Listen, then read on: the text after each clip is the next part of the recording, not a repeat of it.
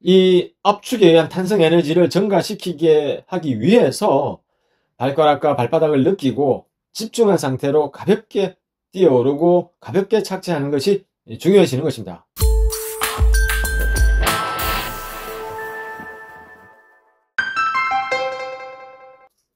안녕하세요.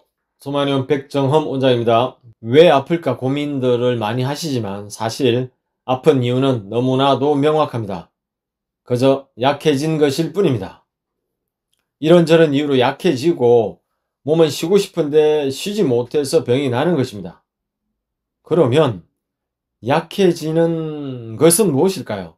그것은 바로 코어의 힘입니다. 회복 탄력성이 높아져 스트레스에 흔들리지 않는 힘을 코어라고 해봅시다. 우리가 흔히 말하는 코어는 복행근, 횡격막, 척추 기립근, 골반저로 이루어지는 몸통, 체관을 이야기하죠. 하지만 그것은 근육적인 코어일 뿐이죠. 그 근육적인 코어도 발바닥부터 머리끝까지 이어지는 심부전방선이라는 근막체계, 복압, 단전, 신장경락계, 무의식 등으로 코어는 확장되어야 한다고 강조해 왔습니다. 발바닥에서 머리끝까지 이어지는 이 심부전방선이라는 근막체계는 자세와 호흡, 보행의 리듬을 조절하는 인체 중심을 안정시키는 역할을 하는 중요한 근막체계입니다. 이 라인은 신장경락계의 경별과 거의 같습니다. 그래서 코어를 강화한다는 것은 곧 신장의 기운을 회복하는 일이라고 강조해 왔습니다. 심부전방선은 발바닥 깊은 곳에서 시작해서 정강이 뒤쪽, 허벅지 안쪽, 골반저, 척추 앞쪽,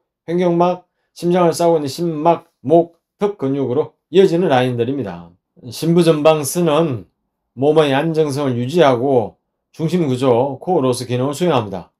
따라서 심부전방선의 기능 이상은 겉으로 직접적으로 드러나지는 않습니다. 그렇기 때문에 심부전방선의 이상을 알아내기가 쉽지 않고 또 손상의 원인을 심부전방선이라고 생각하기도 쉽지 않습니다. 코어가 약해지면 자세는 무너지고 만성적인 과긴장이 유발되고 자율신경 실조증과 같은 만성 난치성 질환으로 고통받게 되는 것입니다. 코어가 강해지면 자세가 바르게 세워지고 호흡은 깊어지고 통증과 피로는 줄어들게 되며 스트레스에 흔들리지 않는 회복 탄력성이 생깁니다.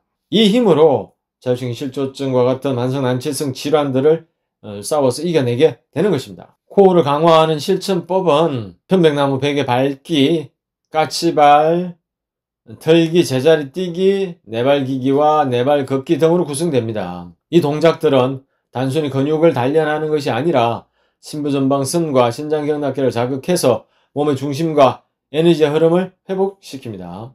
이 가운데 편백나무 베개 밟기, 까치발, 그 다음에 네발기기, 네발 걷기 등은 지난 영상에 다루었죠. 오늘은 폴짝폴짝 틀기와 제자리 뛰기를 같이 해보시죠.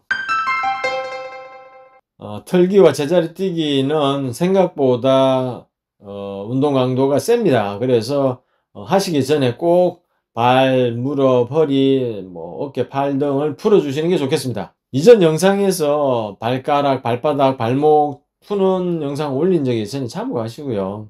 발이, 발바닥 감각이 살아야 온몸이 산다고 제가 늘상 강조드리죠. 꼭 풀어주시기 바랍니다. 그 다음에 발가락을 인지하며 가볍게 틀기와 뛰어오르기입니다. 고양이과 동물들을 보고 있노라면 정말로 이 아이들의 몸은 어쩌면 저리도 탄력적이고 유연한지 감탄하게 됩니다.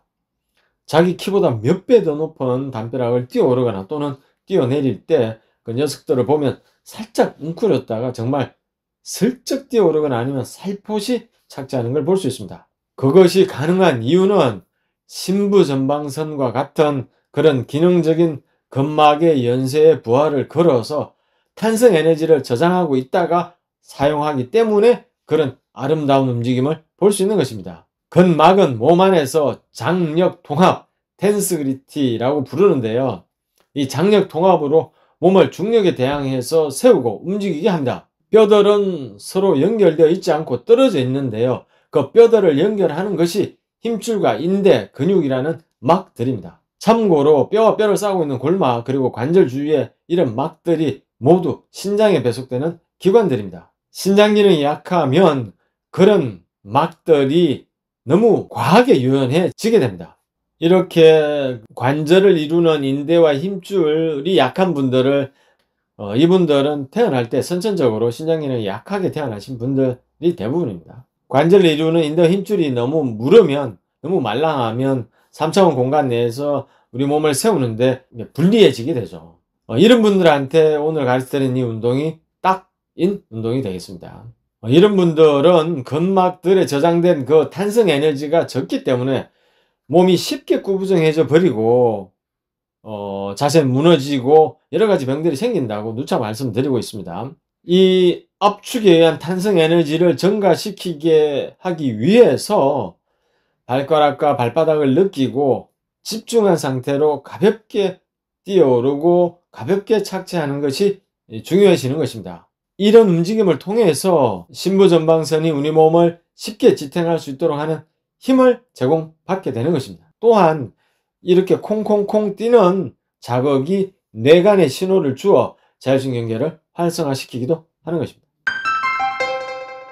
먼저 손목과 발목을 천천히 돌리며 풀어줍니다.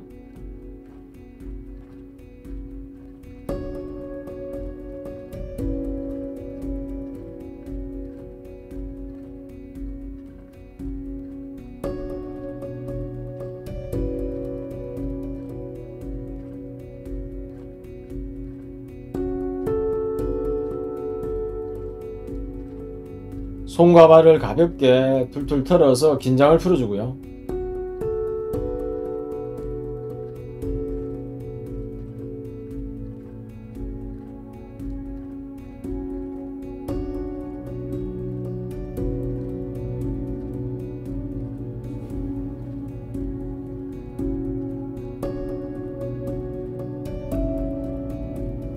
무릎을 굽혔다 펴기, 허리 돌리기를 10번씩 해줍니다.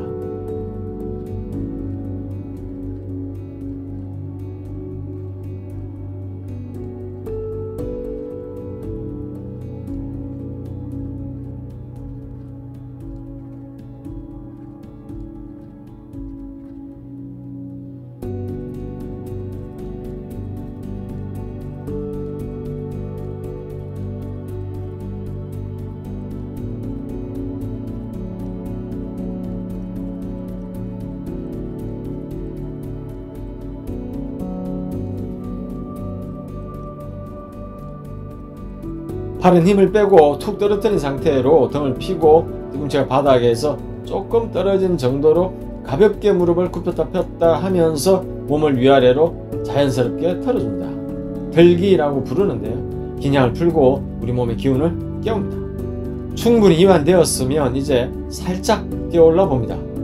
사실 발 앞꿈치로 바닥을 민다는 표현이 더 정확하겠습니다. 밀면서 무릎을 살짝 굽혔다 펴는 동작입니다. 운동량을 높이고 싶으시면 더 높이 뛰어오르면 되겠죠. 무릎을 살짝 굽히면서 발 앞꿈치 부위로 가볍게 착지합니다. 뛰었던 그 자리에 그대로 착지하는 것이 좋겠습니다. 스프링처럼 탄력적으로 움직이도록 합니다. 호흡이 너무 가쁘지 않도록 쉬어가면서 천천히 하시는 게 좋겠습니다. 중요한 것은 그 자리에서 똑바로 뛰어올랐다가 그 자리로 그대로 착지하는 것이고요. 너무 높이 뛰려고 할 필요는 없습니다. 뒤꿈치만 떨어지는 정도로 해도 충분히 운동 효과가 있습니다. 한 번에 1분, 2분, 3분, 5분, 10분 몸 상태에 맞춰서 점점 늘려가도록 합니다. 시간 나실 때마다 하루에 한두 번씩 하시면 되겠습니다. 제자리 뛰어오르기의 효과는 발가락, 발목, 종아리, 허벅지 등의 근막의 탄력성을 높입니다. 두 번째, 혈액을 심장으로 보내는 역할을 하여 제2의 심장이라 불리는 종아리가 튼튼해지고 혈액순환이 좋아집니다. 따라서 혈관이 젊어지고 고혈압, 고지혈증, 당뇨병 등에 당연히 도움이 되겠습니다. 세 번째, 온몸의 근육을 사용하여 대사량이 높아집니다. 유산소 운동과 종아리와 허벅지 등의 근력 운동이 동시에 가능해져 지방이 연소되어 살이 빠지게 해도 됩니다. 이것을 점핑 다이어트라고 하지 않습니까? 펄쩍펄쩍 뛰면 살이 자연스럽게 빠집니다. 살 빠지는 여러 가지 방법들이 있는데요. 이 제자리 뛰기가 가장 효과적이라고 생각됩니다. 네 번째, 전신 운동으로 복압이 높아집니다. 복압이 높아져 나와 있던 배가 자연스럽게 안으로 들어가게 됩니다. 5번째, 뼈가 튼튼해집니다. 뼈는 진동이 가해져야 튼튼해진다고 했죠. 뛰면서 중력이 걸리게 되고 뼈의 신생이 촉진되게 됩니다. 6번째, 나이 들어서 고생하고 굉장히 불편한 그 요실금 증상을 개선하는 데도 도움이 되겠습니다. 이 폴짝폴짝 제자리 뛰기의 뭐라 그럴까요? 가장 그 핵심적인 효과는 뇌간을 자극한다는 것인데요. 이 뇌간이 생명의 근원적인 활동을 담당하고 있는 원초적인 부위라고 말씀드렸잖아요. 수면, 호르몬 균형도 다 뇌간에서 조정하고 있지 않습니까? 이 폴짝폴짝 뛰기가 뇌간을 활성화하여 기초대사력을 높이는 것이 핵심이 되겠습니다. 뇌간에는 전정핵이라는 부분이 있는데 거기에 정보를 보내는 것이 반고리관과 전정기관, 귀안의 평형을 담당하는 기관들입니다. 이 나사의 연구 결과에 따르면 이 전정기관을 자극하면 중성지방이 15% 정도 떨어진다고 합니다. 그 말은 곧 기초대사량이 높아진다는 얘기죠. 그러니까 폴짝폴짝 뛰기만 하더라도 기초대사량이 높아지고 살은 빠진다는 얘기죠. 이걸 점핑 다이어트라고 하는 것입니다. 또한 복근 훈련이 아니라 복압을 효율적으로 높이는 좋은 운동이 됩니다. 규칙적으로 위아래 또는 좌우로 가볍게 콩콩콩 뛰어주는 것만으로도 전정기관이 잘 작동하게 되고 이 전정기관이 잘 작동함으로써 어지럼증이나 이명 등에 도움이 되는 것입니다. 너무 세게 뛰면 좋지 않겠죠. 규칙적이고 부드럽게 뛰어주는 것이 좋겠습니다. 발목 무릎이 안 좋으시고 체력이 약하신 분들은 의자를 잡고 발 앞꿈치만은 바닥에 대고 뒤꿈치만 들었다 내렸다 하셔도 충분한 자극이 가해집니다. 2주 정도만 계속 하시면 복압이 높아진다는 것을 확실히 느낄 수 있게 되실 겁니다. 체력이 되시는 분들은 당연히 줄넘기를 하셔도 좋겠죠. 줄넘기 5분이면 4km 달리는 것과 그 운동량이 같다고 했습니다. 꼭 줄넘기를 넘지 않으셔도 줄넘기 없이 줄넘기 하는 흉내만 내셔도 됩니다. 그것만으로도 충분히 운동량이 많아집니다. 체력이 되시는 분들은 치타 점프라고 해서 좀 더 운동량을 높이셔도 좋겠습니다. 허벅지 안쪽의 내전근들을 강화하는 운동이 되겠습니다. 어깨 너비로 다리를 벌리고 무릎을 굽히고 편안하게 씁니다. 발은 살짝 바깥쪽으로 벌리고요. 허리가 굽어지지 않게 상체를 가볍게 숙입니다. 속근육으로 배를 당기고 척추를 위로 쭉 내리고요. 무릎을 가볍게 굽혔다가 온몸을 쭉 펴주면서 양팔을 위로 들어 올리면서 뛰어 오릅니다. 최대한 천천히 뛰어 올랐다가 천천히 착지하면서 부드럽게 양팔을 내립니다. 이 치타 점프는 근막을 압축하여 부하를 많이 걸게 되고 근육 에너지를 생산하도록 도와줍니다. 무릎은 130도 정도 굽히고 팔은 수직으로 떨어뜨리면 됩니다. 착지하실 때 발소리가 최대한 적게 나도록 하는 것이 요령입니다. 발 앞쪽에 체중을 실어 주셔야 합니다. 심부전방선과 신장경락계는 중력에 대항해서 우리를 세우는 구조입니다. 이들은 코어이고 이 코어의 힘이 약해지면 몸도 마음도 흔들리게 되겠습니다. 코어의 힘을 기른다는 것은 우리 몸의 중심을 찾는 일이며 그 중심을 찾는 것이 곧 자율신경 실조증 치료로 이어지게 되겠습니다. 하루 중 몇 분만 시간을 내어 폴짝폴짝 가볍게 스프링처럼 뛰어서 배심을 기르도록 해 보십시다. 감사합니다. 소만의원이었습니다.